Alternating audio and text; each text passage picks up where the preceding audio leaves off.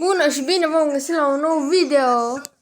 There's like a 0.00001% chance of that spawning. These are the funniest fake speedruns in Minecraft's new 1.20. Immediately when this Și o să ne uităm la acest video. we can see in chat a message that says he joined the world, which only happens on servers and not on single-player worlds, suggesting that this guy is playing on a multiplayer server, something that will make more sense later. It's also worth noting that this runner's spawn is terrible, and any experienced runner would immediately reset for a better seed. The runner makes some tools and does some mining before eventually heading back to the surface, and walking in a very specific direction until he walks directly to a village, suggesting that he already knew the location from scouting out the world beforehand. He kills a golem for iron, but when he's fighting a second golem, notice how it doesn't fight back. This means that this golem was manually spawned in, as naturally spawned golems will attack players when they're being attacked. Immediately afterwards, he finds a village chest with loot that looks very man-made, and we can actually spot healing potion particles in the background that restore him to full health, suggesting that this run is being actively tampered with while the runner is playing,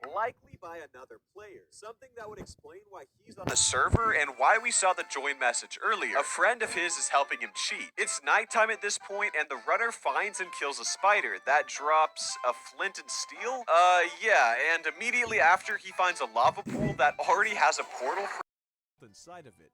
Very sneaky. Once in the nether, the runner runs directly to a fortress, where he almost dies to wither skeletons. But similar to earlier when he was in the chest, he is randomly splashed by healing potions and his life is saved. Very, very strange. And soon after, as he's entering a portal, we can see potion particles floating next to him. These are the particles for invisibility, showing us that there is indeed another player on this world helping out the runner. They're just invisible. Once back in the overworld, the runner spends some time in a cave killing endermen, but something is off. While the runner is fighting some mobs, we can spot diamonds to his right, but there's only the one ore. But a few seconds later, when we see the diamonds again, there are two ores. So he mines the diamonds and walks away to keep hunting, but decides to turn around and the ores have returned in the exact same as before, allowing him to mine them a second time and get even more diamonds. So it's very clear that his invisible friend is still helping him cheat. Once the runner has all the eyes of Ender he needs, he throws one and then heads in its direction. But he just picks it right back up and heads back in the opposite direction. A very strange decision. And after running in this opposite direction for a while, the runner conveniently finds a random stronghold that seems to just be floating in the air. Very clearly spawned in manually and obviously pretty lazily. Because of the stronghold being spawned in so poorly, the runner has to basically parkour his way through it to find the portal, which he finally does and uses to enter the end. Let's just move on. By the way, the statistics show that 0% of you guys are subscribed, like not a single person, so please consider subscribing. Before this next runner starts his run, take a good look at this world selection screen, specifically at this world right here. Make sure to take a good long look at the icon. You're gonna want to remember this for later. So the runner goes through the process of creating a new world, or so it seems, but when he spawns in, look at his surroundings. And now let's compare them to the world save from the menu. They are pretty much the exact same, meaning that these are the same world and showing us that he has already played on this world and set things up to give himself an advantage, something that will become very clear as the run progresses. To start the run, the runner heads right to a nearby village which he loots and then finds an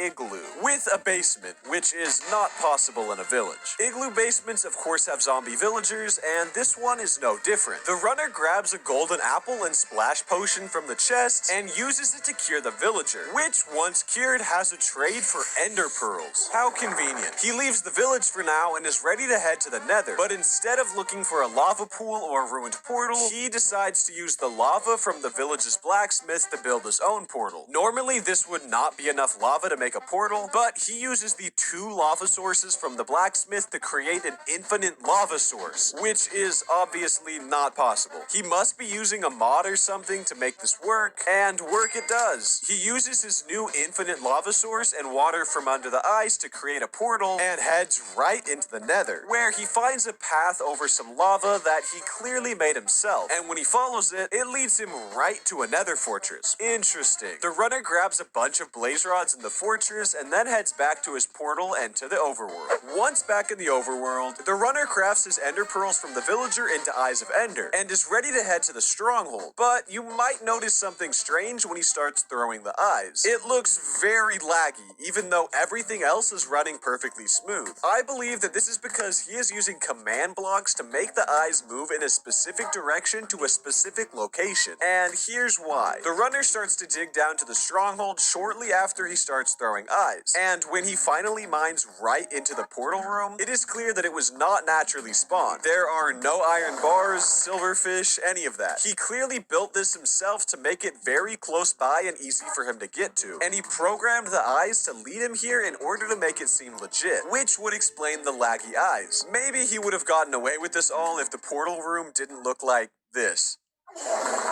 This next runner spawns right next to a village that is pretty normal, other than the massive amount of hay in it, much more than should naturally spawn. After gathering a bunch of the hay and dying to an iron golem, he heads into a random house which somehow has a ton of overpowered loot. Really? Next, he heads to some gravel, presumably with the goal of finding flint, which he does. But if you slow down the video, you can tell that he didn't get the flint from the gravel. Instead, it seems like he got it from some sort of invisible item frame. Sneaky. The runner heads to a second village that's conveniently right next to the first, which he quickly loots before heading straight in a random direction. And what do you know? A ruined portal. Perfect. But he doesn't light it yet. Instead, he just completes it and leaves it for now. I guess he decides to keep running in search of something, which is further explained when he runs straight to a shipwreck, something he clearly already knew the location of. The shipwreck's chest has pretty good loot, and although it might seem believable and realistic, it's not. If we look at the loot tables for shipwreck chests, we can find the probabilities of certain items spawning. There's quite a few diamonds in this speedrunner's chest, 6 total to be exact. Considering that there's a 14.1% chance of 1 diamond spawning in a shipwreck chest, that means that the probability of 6 spawning, like in this one, is roughly 1%. Not to mention the rest of the really good items in the chest. Seems suspicious. After looting the shipwreck, the runner heads back to the ruined portal from before, which he lights and uses to finally enter the nether. Is he even at a fast pace at this point? When he first spawns into the nether, you can see that all of the lava falls around him have already fully loaded in and flowed down to the bottom, showing us that he had already entered the nether before the run. This is further shown by the fact that there is a nether fortress incredibly close to where he spawned in, as well as the fact that there are pretty much 0 magma cubes outside of the fortress or wither skeletons inside of the fortress. Blazes are the only mobs that he finds, which he is able to kill off quickly and gather all of the blaze rods he needs, so he quickly heads back to the overworld. The runner returns to one of the villages from before, where he finds a green villager with trades. This sticks out because it is 100% impossible for green villagers to have trades. In fact, green villagers are canonically titled